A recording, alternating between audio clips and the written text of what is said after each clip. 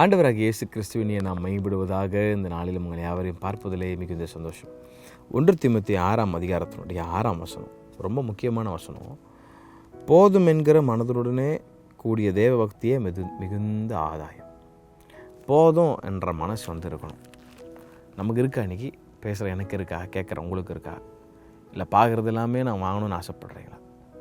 அது it is not a good habit அப்படின்னு சொல்கிறார். உலகத்தான் சொல்லுவோம், இதில் என்ன ஆசை இருக்குது? கஷ்டப்பட்டு சம்பாதிக்கிறோம், உழைக்கிறோம், வாங்குறதுல ஒரு தப்பும் இல்லை. ஆனால் பைபிள் சொல்லுது, போதும் என்கிற மனது உனக்கு இருக்கட்டும்.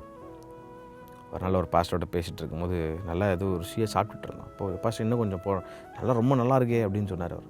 அப்போ இன்னும் கொஞ்சம் போடும். அப்போ அவர் சொன்னோம், எது ரொம்ப ருசியாக இருக்குது, நல்லா சாப்பிட்றேன்னு நினைக்கிறனோ அது ஒரு வாட்டி போதும், அதுக்கு மேலே தேவையில்லை. பாருங்கள், போதும் என்கிற மனது நமக்கு இருக்கணும்.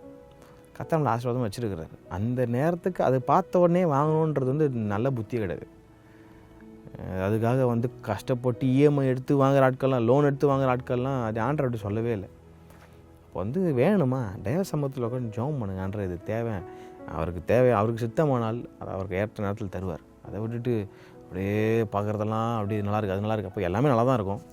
கடைசி வரைக்கும் டெக்னாலஜி வளர்ந்துட்டு தான் இருக்குது. இப்போ ஃபார் எக்ஸாம்பிள் iPhone 16 வருது, 17 இப்போ செம சூப்பராக இருக்குது. இப்போ ஃபோன் நல்லா இருக்கா? 16 நல்லா இருக்கா? ஓகே, அது போதுமே. அதுலேயும் அதே கால் தான் பண்ண போகிறோம்.